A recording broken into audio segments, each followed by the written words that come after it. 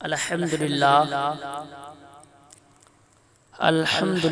رب العالمین والعاقبۃ للمتقین والصلاۃ علی رسولہ الکریم اما بعد فاعوذ باللہ من الشیطان الرجیم بسم اللہ الرحمن الرحیم قد جاءکم من اللہ نور صدق اللہ العظیم وبلغنا رسولہ النبی الامین المتین المبین الکریم ونحن علی ذلک لمن الشاہدین والشاکرین والحمد للہ رب العالمین۔ نثار تیری چہل پہل پر ہزاروں عید ربیع الاول، نثار تیری چہل پہل پر ہزاروں عید ربیع الاول، سوائے ابلیس کے جہاں میں سبھی تو خوشیاں منا رہے ہیں، اور حشر تک ڈالیں گے ہم پیدائش مولا کی دھوم، حشر تک ڈالیں گے ہم پیدائش مولا کی دھوم، مثل فارس نجد کے قلعے گراتے جائیں گے۔ آج تک ہے ان کی آمد کا تذکرہ، آج تک ہے ان کی آمد کا تذکرہ، ان کو تشریف لائے بہت دن ہوئے۔ معزز سامعین کرام، ابھی میں نے آیت کریمہ کی تلاوت کا شرف حاصل کیا۔ اللہ تبارک و تعالی کلام بلیغ کے اندر ارشاد فرماتا ہے قد جاءکم من اللہ نور، تحقیق کیا گیا اللہ کی جانب سے ایک نور۔ حضرات مفسرین اکرام فرماتے ہیں اس نور سے مراد محمد عربی صلی اللہ علیہ وسلم کی ذات مقدس ہے۔ حضرات جب ربیع الاول کا مہینہ آتا ہے تو جس جگہ سنی حضرات ہیں وہ نبی کی میلاد منانا شروع کر دیتے ہیں، اور نبی کی میلاد صرف تم ہی نہیں مناتے ہو، نبی کی میلاد صرف تم ہی نہیں مناتے ہو بلکہ نبی کی میلاد اللہ رب العزت نے بھی منائی ہے۔ حضرات عام میلاد مناتے ہیں اپنے اعتبار سے، جب آپ نے نبی کے میلاد کے منانے کا ارادہ کیا تو زمین پر چٹائی بچھا دی، شامیانہ لگا دیا، روشنی کے لیے بلب لگا دیے۔ یاد رکھو مسلمانوں، نبی کی میلاد تم بھی مناتے ہو اور نبی کی میلاد پروردگار عالم نے بھی منائی ہے۔ جب حضرات نبی کی میلاد پروردگار عالم نے بھی منائی ہے،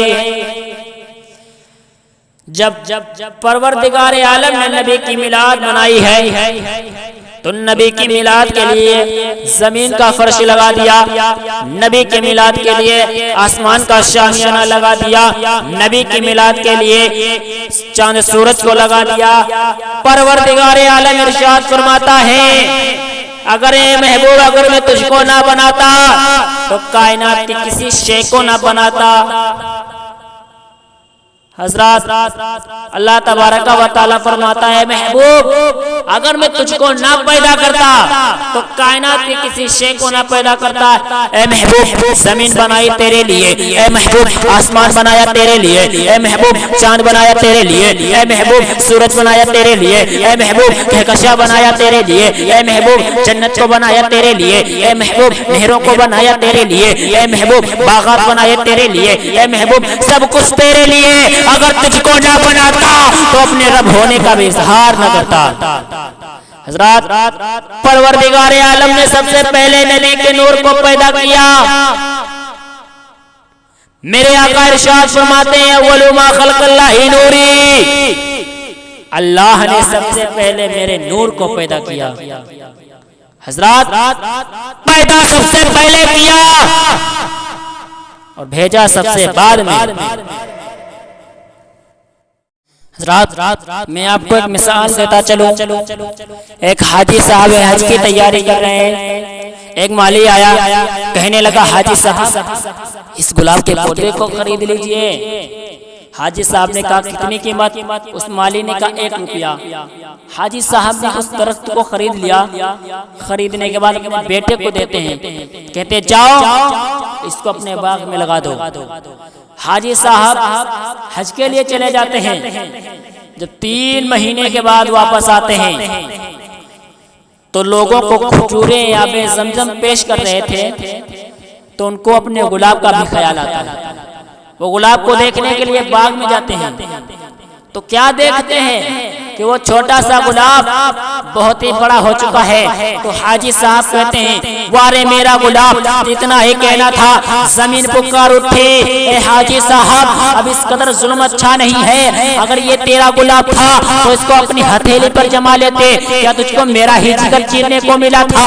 جب زمین نے کہا میرا گلاب تو فوراً ہوا نے پکار کے کہا زمین خاموش رہے، اب یہ تیرا گلاب نہیں بلکہ میرا بھی گلاب ہے، اگر تو نے اس کو جگہ دیا ہے تو میں نے بھی اس کو جھولا جھلایا ہے۔ جب ہوا نے کہا میرا گلاب تو فوراً چاند نے کہا اے ہوا خاموش رہے، اب یہ تیرا گلاب نہیں بلکہ میرا بھی گلاب ہے، اگر تو نے اس کو جھولا جھلایا ہے تو میں نے اپنی چاند کی چاندنی سے بھی نوازا ہے۔